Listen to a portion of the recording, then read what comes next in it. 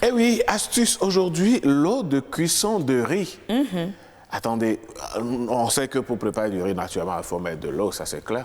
Mais on attend que l'eau s'assèche, que le riz soit bien cuit et puis nous, on passe à table. Non. Maintenant, vous voulez nous parler de l'eau de cuisson du riz. On récupère cette eau-là. Ah ouais? Ça sert à quelque chose? Ah, beaucoup Allez, de choses. nous sommes à l'écoute. J'avoue que moi, je ne savais pas. Ah ben, 4 et 6 astuces avec l'eau de cuisson de riz.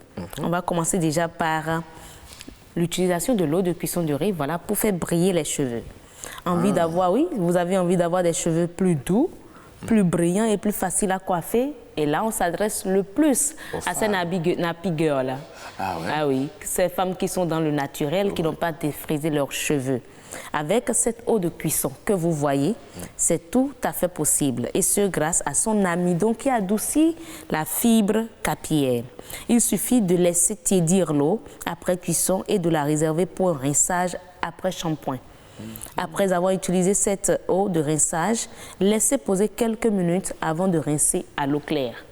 Et vous aurez des cheveux plus doux, plus brillants et plus faciles à coiffer.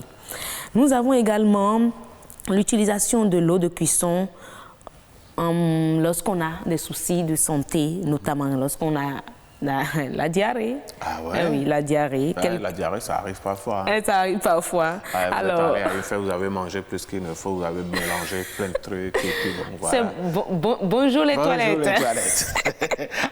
On devient compagnon ouais. attitré des Dans toilettes. ce cas, il y a l'eau de cuisson de riz. Qui peut calmer les choses. On en fait quoi? Alors, une gastro, une diarrhée peut arriver à tout le monde. L'eau de riz peut aider à apaiser ces troubles intestinaux et les irritations intestinales en douceur grâce à son amidon. En fait, c'est l'amidon qui fait tout le travail. Oui. Et en outre, elle permet de réhydrater l'organisme, ce qui est très appréciable, sachant qu'il perd énormément de liquide lorsqu'on perd énormément de liquide lorsqu'on fait une crise diarrhéique. Et si le goût de cette eau vous incommode, sachez qu'il est possible d'y ajouter une cuillère de miel ou de cannelle. On va également utiliser l'eau de riz à la maison. Elle constitue en fait un excellent désherbant naturel contre les mauvaises herbes qui poussent sur les allées ou entre les dalles. On peut aussi la glisser dans un flacon spray et l'utiliser en guise de produit d'entretien. Et cela permet de récurer et détacher une plaque de cuisson, un évier, une gazinière ou encore l'inox de manière très efficace. Donc, nos dames savent déjà de quoi nous parlons. Les cuisinières qui ont cette tache noire, toute grasse. Avec l'eau de cuisson de riz, on peut les nettoyer le plus facilement possible. On peut nettoyer l'évier le plus facilement possible, leur redonner l'éclat le plus facilement possible avec l'eau de cuisson du riz. Oui, avec l'eau de cuisson du riz, nous pouvons également faciliter la digestion lorsqu'on a quelques soucis de digestion. Alors, si sa richesse en fibres et sa douceur lui permettent de restaurer notre flore intestinale et de combattre l'inconfort digestif, alors jour après jour, les ballonnements et flatulences ainsi que les crampes et douleurs associées s'estompent après consommation de cette eau que vous avez en image. Oui, il suffit juste de profiter de ses vertus digestives, de consommer un verre de riz par jour et puis, pof. Tranquillement. Bon, en attendant, si vous préparez du riz, moi, je ne vais pas prendre l'eau de cuisson. Non. Qu'est-ce que vous croyez? On va récupérer cette eau-là, mettre ça de côté. Et ajouter une autre eau pour faire cuire le riz. D'accord, moi je préfère le riz. Alors, les deux dernières astuces, c'est également un produit très bénéfique pour la peau.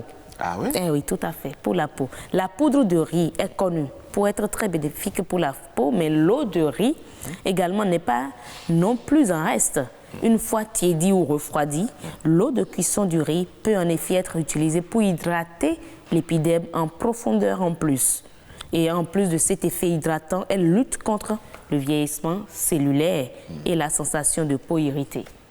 Voilà. Et la dernière astuce, c'est pour faciliter, c'est pour nous permettre de retrouver l'énergie.